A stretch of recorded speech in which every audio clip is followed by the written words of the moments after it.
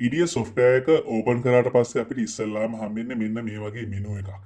මේ menu එකෙන් තමයි අපිට අවශ්‍ය මොන project එකද මොන විදිහටද අපේ project එක හැදින්න ඕන කියන කාරණාව හදාගන්න. ඉතින් අපි යම් අපේ profile එකත් එක්ක මැටින් වලට මේ පේනවා ඇති new project කියලා option එකක් තියෙනවා. ඒ වගේම තමයි කලින් අපි EDIUS project open කරගෙන වැඩ කරා නම් අපිට කලින් project එක කරගන්න open project කියන option එකත් මෙතන දීලා තියෙනවා. ඉතින් අපි new project කියන එක click කරලා බලමු මොන වගේ window එකක්ද ඉන්නේ කොහොමද වෙන්නේ කියලා. හරි.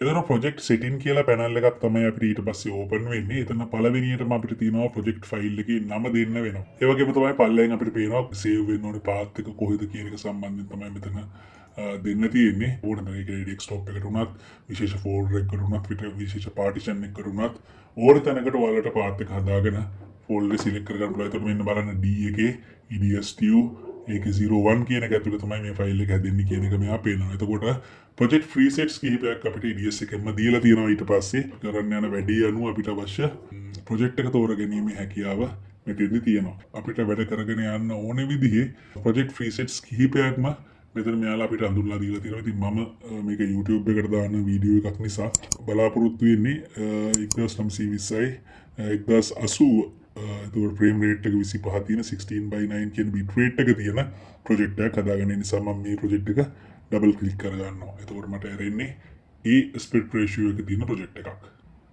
අපිට project එක ආවට පස්සේ අපිට අවශ්‍ය වෙනවා මේකේ settings ගැන දැනගන්න සහ settings හදාගන්න. ඉතින් අපි මේ settings කියන option එක කරා අපිට system settings වෙනම දීලා තියෙනවා.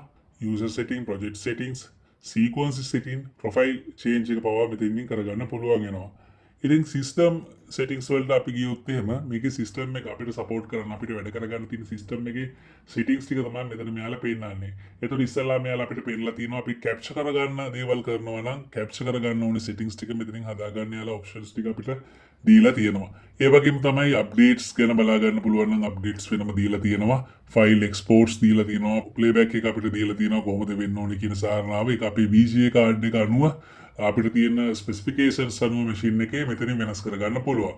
එතකොට ෆ්‍රේම් රේට් එක බෆර් ෆ්‍රේම් රේට් එක මෙතනින් වෙනස් කරගන්න පුළුවන්. ඒ කාරණා ගැන ඔයාලට ඉස්සරහට සර්ච් කරලා දැනගන්න පුළුවන්. ඔයාලට මූලික දැනුමත් මේ සම්බන්ධයෙන් නැත්නම් ප්‍රොජෙක්ට් එක නැවත වතාවක් අපිට මෙතනින් වෙනස් කරගන්න අවශ්‍ය නම් වෙනස් කරගැනීමේ අවශ්‍යතාවය තියෙන කෙනෙක්ට වෙනස් කරගන්න සිස්ටම් සෙටින්ග්ස් වල ප්‍රොජෙක්ට් ෆීචර්ස් කියන තැන එයාලා අපිට දීලා තියෙනවා. ඒ වගේම තමයි ප්‍රොක්සි රෙන්ඩර්ස් මේ කාරණා සම්බන්ධයෙන් ඔයාලා දැනගන්න තරමට හොඳයි. හැබැයි ඒක මට හැමදේම කියලා දෙන්න මේක කාලයක් නොවන නිසා මම ටට්ටක් ගාලා මේක go through කරනවා. විශේෂයෙන්ම hardware settings, effect settings විශේෂයෙන්ම ඔයාලට පේනවා ඇති මෙතෙන්දී අපිට After Effects plugins පවා add කරගන්න අවශ්‍ය තැනට දාගන්න අවශ්‍ය කාරණා මෙතන අපිට සම්පාදනය කරලා තියෙනවා. color correction වලටත් ඕනේවා දේවල් හැම දෙයක්ම මෙයාලා දාලා තියෙනවා. ඊගාවට අපිට වැදගත්ම මාතෘකාව වෙන්නේ user setting කියන panel එක. user setting කියන panel එක ඇතුලේ අපිට application එකේ settings සහ preview settings, user interface එක, source input control වගේ කාරණා සියල්ලම අපිට වෙනස් කරගන්න හැකියාව තියෙනවා. මොකද අපි වැඩ කරන එඩිටර් කෙනෙක් නම් අපි දන්නවා අපිට අවශ්‍ය විදිහට මේ දේවල් චේන්ජ් කරගන්න වෙන වෙලාවල් තියෙනවා කියලා. ඒ නිසා ඕනම වෙලාවක ඔයාලට කමෙන්ට් එකක් දාලා මේ සම්බන්ධයෙන් ඕන ප්‍රශ්නයක් ඕන ලාවක මගෙන් අහගන්න පුළුවන්. ෆ්‍රේම් රේට් එක අද ප්‍රොජෙක්ට් ෆයිල් එක ගත්තොත් එimhe ප්‍රොජෙක්ට් ෆයිල් එකේ settings, එතකොට proxy mode එක, timeline එකේ settings වගේ දේවල් කාරණා ඔයාලට අවශ්‍ය නම් මෙතෙන්දී වෙනස් කරගන්න පුළුවන්. එතකොට user interface එක කොහොමද වෙන්න ඕනේ කියන කාරණාවත් මෙතෙන්දී අපිට පුළුවන් change කරගන්න. bin එක, buttons, control, keyboard shortcuts, windows color වගේ දේවල් වෙනස් කරගන්න අපිට පුළුවන්කම ලැබෙනවා. එඩිටර් කෙනෙක් වුණාම ගොඩක් වෙලාවට වෙලාව ඉතුරු කරගන්න නම් කරන්න තියෙන ප්‍රධානම කාරණාවක් තමයි අපි ඉක්මනට වැඩ කරන්න ඉගෙන ගන්න ඕනේ. ඉතින් අපි මැෂින් එක software එක ඉක්මනට වැඩ කරගන්න නම් අපි short keys දැනගෙන ඉන්න එක ඉතාම වටිනවා. ඒ කියන්නේ විශේෂයෙන්ම user settings වලට ගියාට පස්සේ keyboard shortcuts මොනවද කියලා user interface කියන menu එක ඇතුළට ගියාට පස්සේ අපිට බලා ගන්න පුළුවන්. ඉතින් මම යෝජනා කරනවා ඔයාලා හොඳ editor කෙනෙක් වෙනවා නම් ඔයාලා quick වෙන්න පුළුවන් වෙන්න ඕනේ. ඒ වගේම තමයි ඔයා විශේෂයෙන්ම news වගේ දෙයක් edit කරනවා නම්, program වගේ දෙයක් edit කරනවා නම් ඔයාලට බොහොම පොඩි කාලයක් තමයි තියෙන්නේ edit වැඩක් කරගන්න. හැබැයි ඔයාලා production එකක් විදිහට දෙයක් කරනවා නම් එහෙම නැත්නම් මහා පරිමාණ production එකක් මොනවා හරි කරනවා නම් ඔයාලට ඕනේ තරම් කාලය තියෙනවා editing කරගන්න. ඉතින් ඉක්මනට වැඩ කරගන්න කාලය කළමනාකරණය කරගන්න ගුණාත්මක වැඩක් කරගන්න. ඉතින් ඔයාලට මම යෝජනා කරන හෙල්ප් ටිප් එකක් තමයි කීබෝඩ් ෂෝට්කට්ස් ඔයාලා ඉගෙන ගන්න.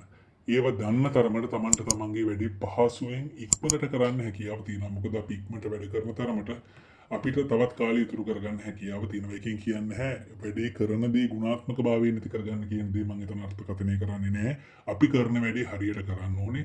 ඒ කරගන්න එක පහසු වෙන්න තමයි අපිට මෙන්න මේ විදිහට ෂෝට්කට්ස් ගොඩාක් මෙයාලා අඳුරලා දීලා තියෙන්නේ. ඔයාලට පුළුවන් ඔයාලට ඕනේ විදිහටම කස්ටමයිස් කරගන්න මේ ෂෝට් කීස්. ඒ කියන්නේ සමහර වෙලාවට අපි හිතමු කලින් ප්‍රීමියර් ප්‍රෝ එකේ වැඩ කරපු කෙනෙක් එහෙම නැත්නම් Apple Final Cut Pro එකේ වැඩ කරපු කෙනෙක් එහෙම නැත්නම් Avid එකේ වැඩ කරපු කෙනෙක්ට ඒ කීබෝඩ් එක හුරු නම් ඒ කීබෝඩ් එක නෙවෙයි EDIUS එකේ තියෙන්නේ.